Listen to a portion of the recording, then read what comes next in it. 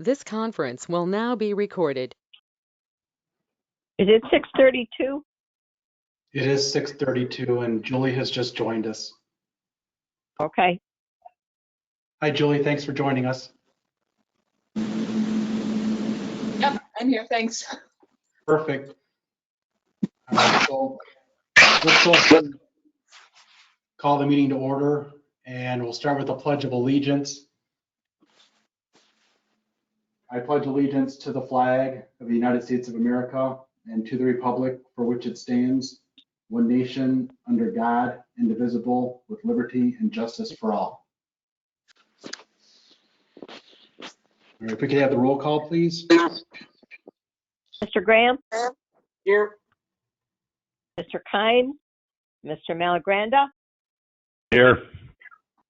Mr. McKinnon? Here. Ms. Morgan? Here.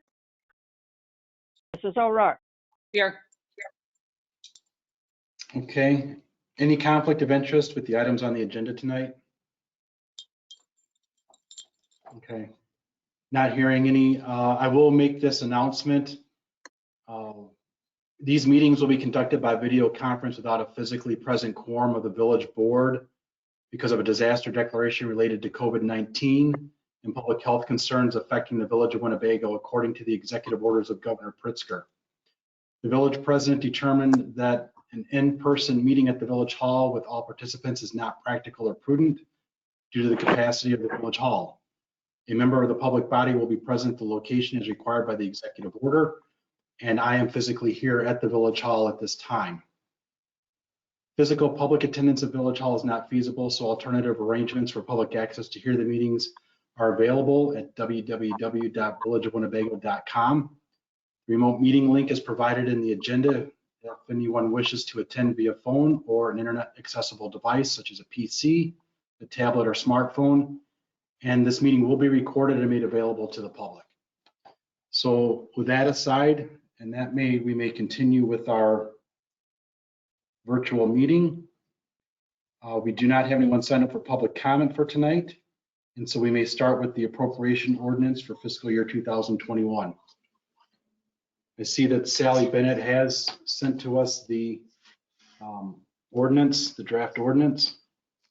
And I believe we did have a public hearing at just before our last board meeting. And at that time, nobody attended the public hearing to make any comment on the appropriations ordinance. I don't know if anybody has anything that needs to be said, or if somebody wants to make a motion to adopt the ordinance as prepared or as presented. Jeremy Graham will make a motion to approve the ordinance as written.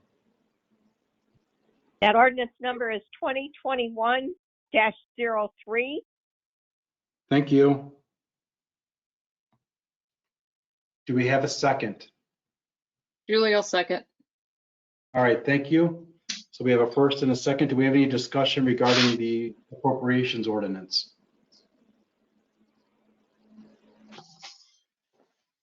All right, hearing no discussion, roll call, please. Mr. Graham? Yes. Mr. Kine? Mr. Malagranda? Yes. Mr. McKinnon? Yes. Ms. Morgan? Yes. Mrs. O'Rourke? Yes. I also need a motion to have the attorney draft the tax levy ordinance number 2021-04.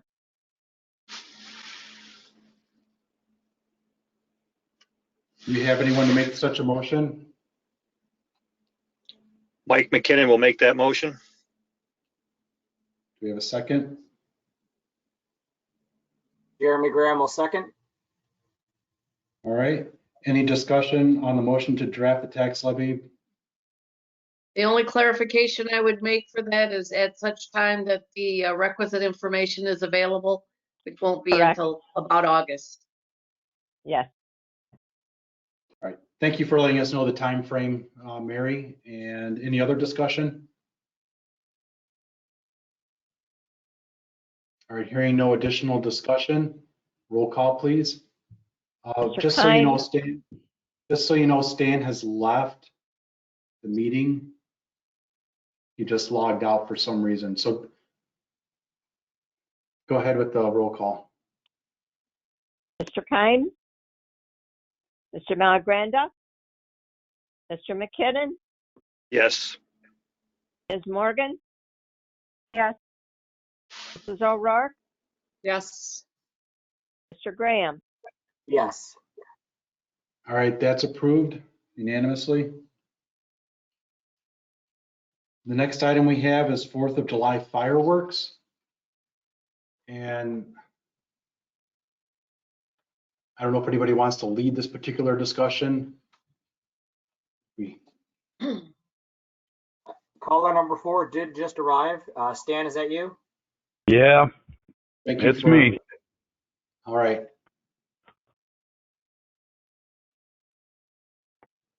All right, Stan, we're just going on to the next item, which is the 4th of July fireworks. Yep, I apologize. Phone went out, so calling back in. Perfect. No, that's fine. So Kelly did the legwork for us there, I recall, and I'm just trying to remember her email, which I read way back last week or whenever it was. Kelly, I know one thing I had asked for clarification, whether or not Labor Day is an open weekend in case there's any stipulations, on a pushback. Did you hear back from them on that? Well, the conditions for rescheduling are that Kelly, we cannot hear you. can't hear me. No, it's very, very faint. Else. It's still the same. I think she said no, she was not able to. Okay. Well, there's the stipulations that you have to pay 50% upfront and schedule it. Right, so it's 50% down. If we don't do it on July 3rd, Correct. then we have to pay, I think, a 15% penalty fee to have it, I think, within a certain amount of time. If we don't What's have it that, on 90 July, days? right, within 90 days or whatever that time frame was. But- Can you hear me now? Yes, yes. Yes. Okay. Silly Bluetooth. But yes, it was conditional on whether we had contracted for the 3rd. And then we would be able to, if we were not able to have it on the 3rd, we would have to give them ample notice and then we could reschedule it. But it would require the payment of the 3rd. Payment of the 3rd, you lost me. Well, I'm sorry, the 4th of July, I'm sorry. It would require that we would schedule for the 4th and pay the terms for the 4th of July, not the 3rd, I'm sorry. In order to get a reschedule option? Yes, that's what he said. Oh, I guess I didn't catch that from your email. So we can pay 15 and get it on the 3rd with no option, or we pay 20,000 to have an option, basically. Is that what you're saying? That was all verbal. I really would prefer that he would have put that in writing, but that is what he said. So, and then if we did do that, there would be a 15% rescheduling fee. And if we were not able to keep that date, we would lose the 50% deposit. We would forfeit that. Right. It seems to me with what Governor Pritzker has stated today and what the feelings are, that it's likely we will have fireworks display on July 3rd. Just don't know how many people can go to it. I don't know if it's going to be any better 90 days out or not. So, if you feel that we should have it on July 3rd, no matter what, then we know we're paying $15,000 and we're going to have a show on July 3rd, no matter what.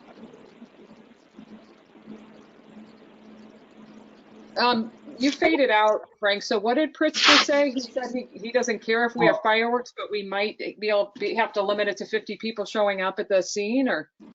Right, no, they're allowing for more people to be outside and do activities. I think it was 500 people or so. And we'll look for more next week to see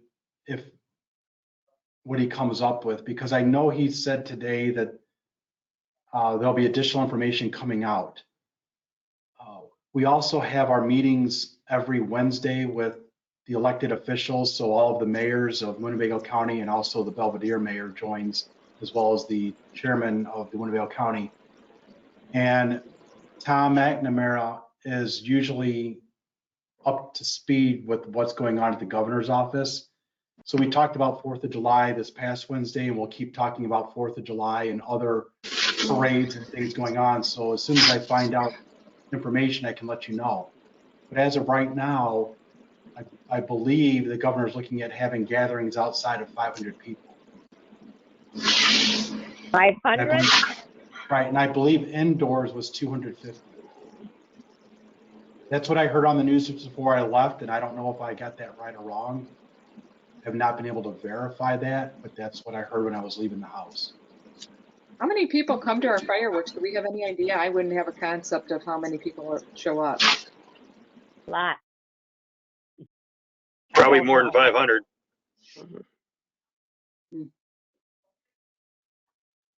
But this way, there's more traffic at the fireworks than there is after a basketball game, and we know that what the gym can hold. Yeah. Right, we've had close to 1,500 at the gym before. Yeah. So Kelly, I I was think trying to this is Stan, and I think Chief Stockburger, when he was chief, he had stated somewhere between 5,000 to 7,000 people in the whole area, not just at the football field or at the high school or anything, but in the surrounding streets and everything else. So Kelly, I'm sorry, I'm trying to remember everything. So if we signed up for the 3rd, paid 15 grand, and we just decided we couldn't do it because of COVID reasons, do we put 50% down and we just lose 50%, or are we obligated to pay all of it, or do you know the details there? Yes, we do have to pay 50% by April 1st. Okay. And if we cancel on June 15th because we realize it's just not going to happen, what happens? Do we have to pay the other 50%, or do we just lose the 50% we paid down? He didn't get that specific. Go ahead. My understanding is we lose our deposit. Right. And we would need the contract sent to us, so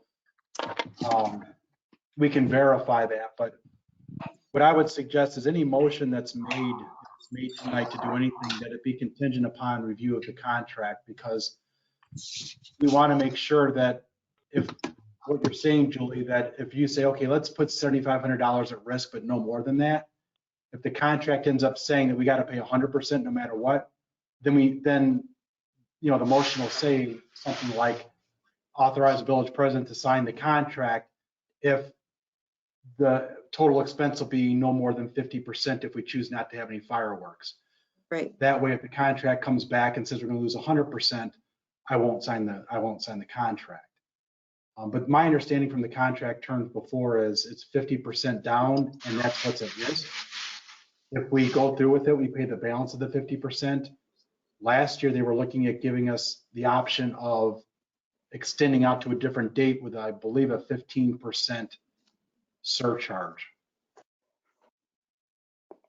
Correct. I guess my leaning would be that option. I mean, if we look at compromise here, you know, we would then risk even more on the 4th of July. We pay 20, we decide not to do it. Now we're to 2,400 or 24,000, whatever, 15% of that on top of it, right? So, and then who knows what weather plays in? What happens if it's a weather delay? I'm sure that's all in the contract though. So, Right. my my vote or my leaning would be towards sign up for the July 3rd, provided the contract terms kind of read the way you think they read. That's Right. just my thought. Any other thoughts about the fireworks and how we should handle it? I would just like to add one thing, and that's, he also said that it would be air show. He said all the other communities that are contracting were not doing the ground show. They were all doing air show. Yeah. That's good. That's right. Thank you.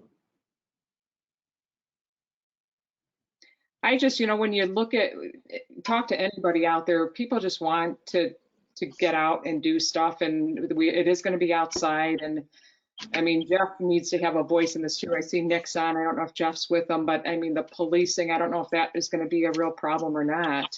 We got to get 500 people and no more than 500. Logistically, is this just not even reasonable from their standpoint?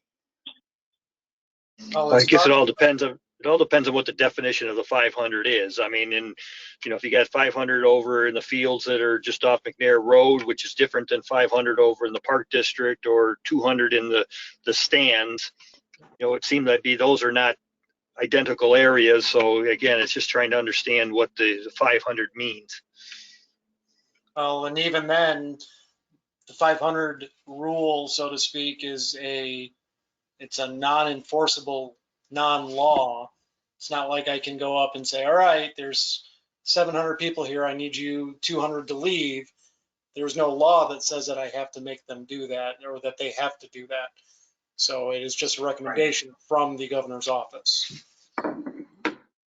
That's true. And that's how the sheriff's department has been working this, and a lot of other police departments have been reacting to this situation.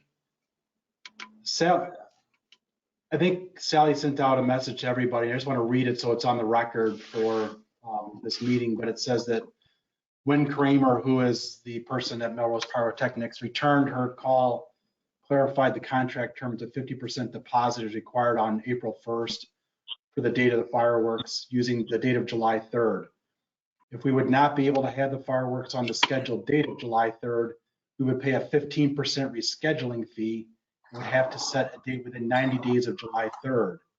If the rescheduled date passes and we cannot have the fireworks, we would then lose the 50% deposit. So if that mirrors the terms of the contract, that's actually good, because it limits us to a 50% deposit loss, but it still allows us to reschedule, even if we schedule on July 3rd, and only pay a 15% fee on top of the $15,000. But then Frank, if you pay the 50% and you reschedule and pay 15%, and then you still can't have it, then you're losing 65%, correct? Mm-hmm. Well, we have to find out if the rescheduling fee is mandatory, like within the 90 days, or if we pay the rescheduling fee at the time that they perform the service. Frank, I think that reschedule only is allowed if you pay the July 4th fee, not the July 3rd fee. That's what her email reads. Okay, that's not what Sally had written down here. So again, we need to. So the email that Sally posted is the same one that Kelly sent out on March 9th at 9:10 a.m. So that is word for word from the email that Kelly sent out. Now, that might have been a mistype and it should have said July 4th, but that is what that email says. Okay, thanks for clarifying, Jeremy.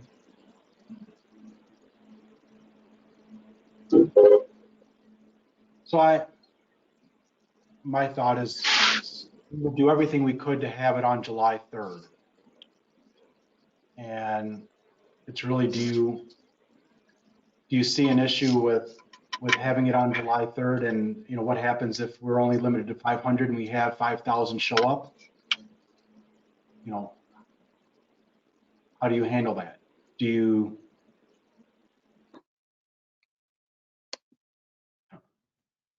Or we just have to let it ride, because I don't see there's any way to resolve it without creating a bigger problem than what you're trying to solve.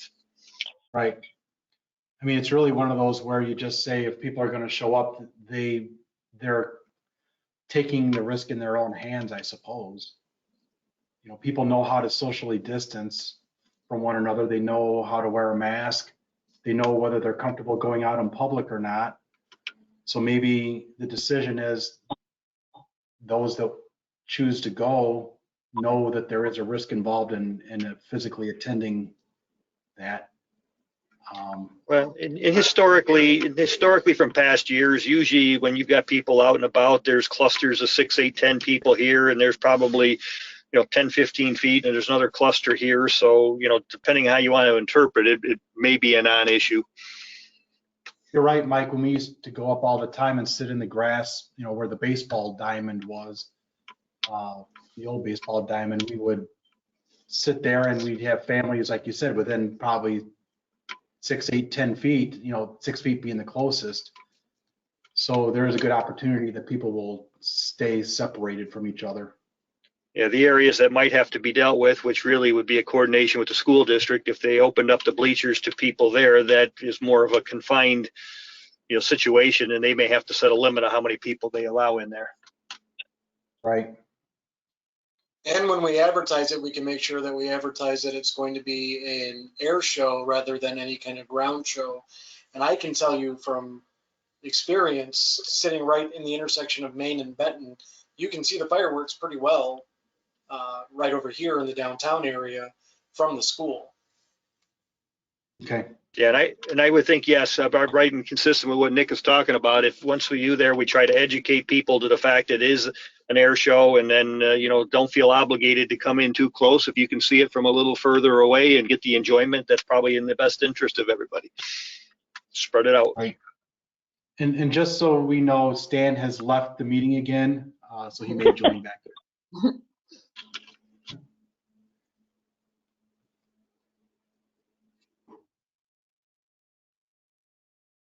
Any other thoughts on what to do about the fireworks or how you want to handle the fireworks situation?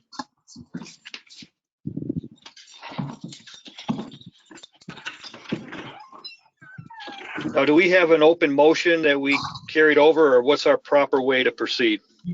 We had a motion to lay it over, I think, to the next meeting. So really, right now, if anybody wants to make a motion, there is no pending motion. So somebody would need to make a motion to do something if action needs to be taken.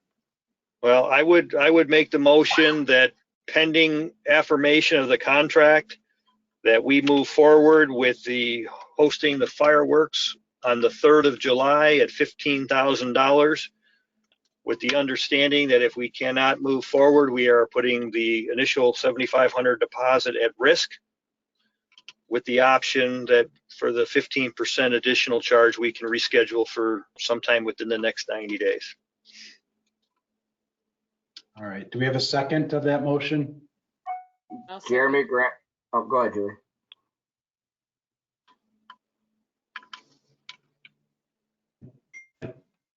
I heard Jeremy. I don't know. Julie and then seconded. Is that a second? Yep. And then Stan has rejoined us. Yeah, I don't having know who issues with the seconded. phone. That's fine, Stan. What, Sally? Who ended up with a second? Jeremy Graham. Jeremy Graham will Jeremy? second that. Jeremy All Graham right. will put his name down. All right. So now any additional discussion regarding the 4th of July fireworks?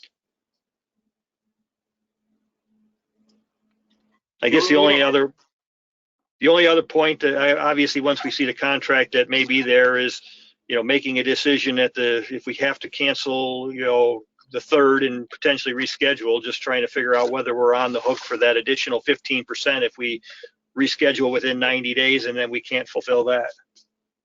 Sure. So Kelly, what I would suggest is if you're going to be contacting Win Kramer, just make sure he emails us the contract and then forward it to Mary and Nick and all the rest of the, the trustees and board members, and also Sally Bennett, because she'll need to know too. Just make sure everybody gets a copy of the contract. We can take a look at it.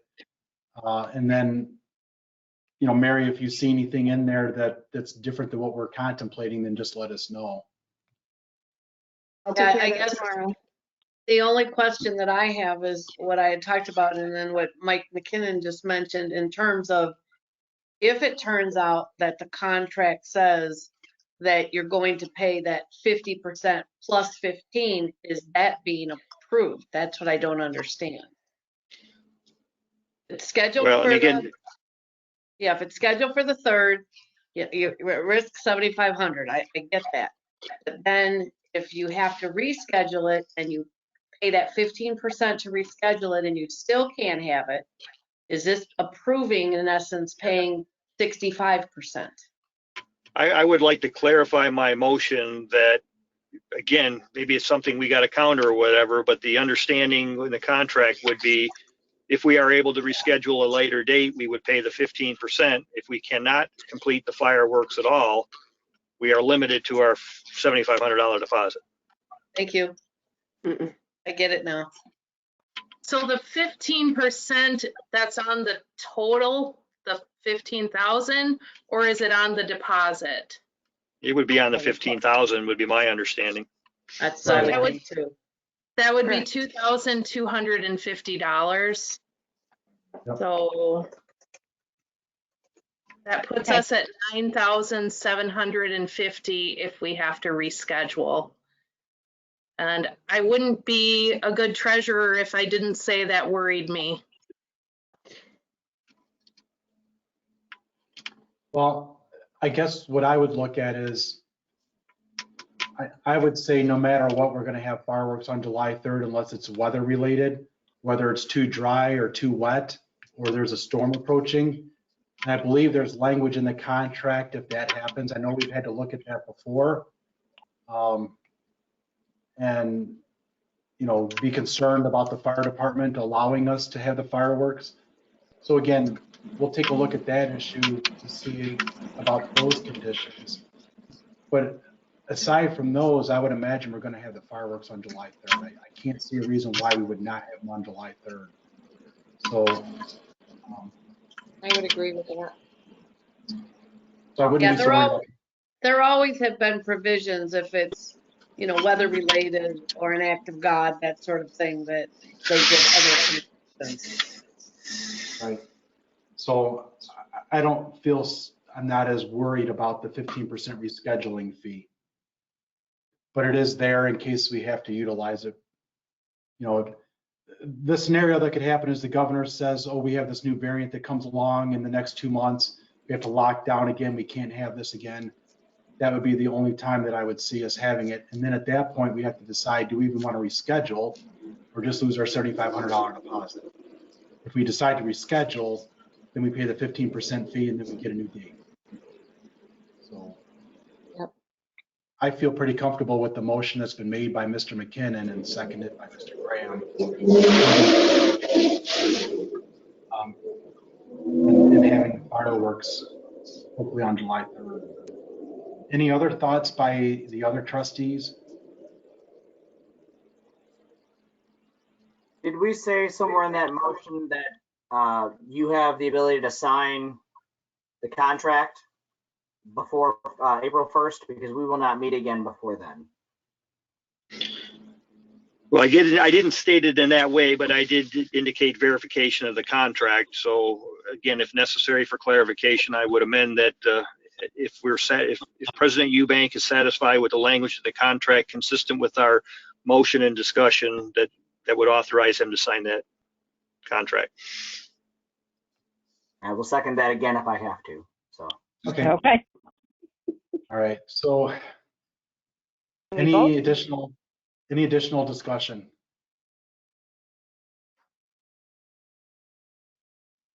All right. If no additional discussion, roll call, please. Mr. Malagranda, Yes. Mr. McKinnon, Yes. Ms. Morgan? Yes.